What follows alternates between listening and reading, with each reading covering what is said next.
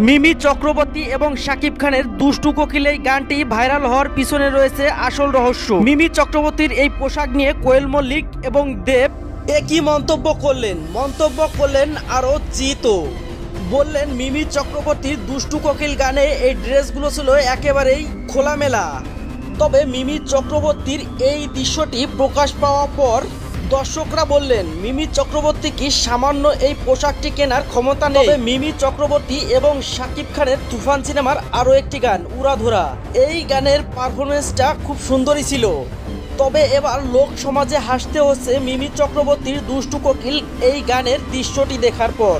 তবে ভক্তরা আরও বলছেন মিমি চক্রবর্তী হয়তোবা ইচ্ছা করেই এই কাজটি করেছেন, আবার অনেকে বলছে এটা ক্যামেরাম্যানের কোনো কাজসাজি। তবে এ বিষয়ে মিমি চক্রবর্তীকে বললে মিমি চক্রবর্তী কোনো উত্তর দেয়নি। তাহলে প্রিয় ভিউয়ার্স, এ বিষয়ে আপনার কোনো মতামত থেকে থাকলে অবশ্যই কমেন্ট করে জানিয়ে দিতে পারেন আমাদের কাছে। আর হ্যাঁ, ভিডিওটি ভালো লেগে থাকলে অবশ্যই একটি লাইক এবং চ্যানেলটি সাবস্ক্রাইব করে রাখবেন। অল টাইম ভাইরাল নিউজের পক্ষ থেকে সকলকে ধন্যবাদ। ভালো থাকবেন, সুস্থ থাকবেন।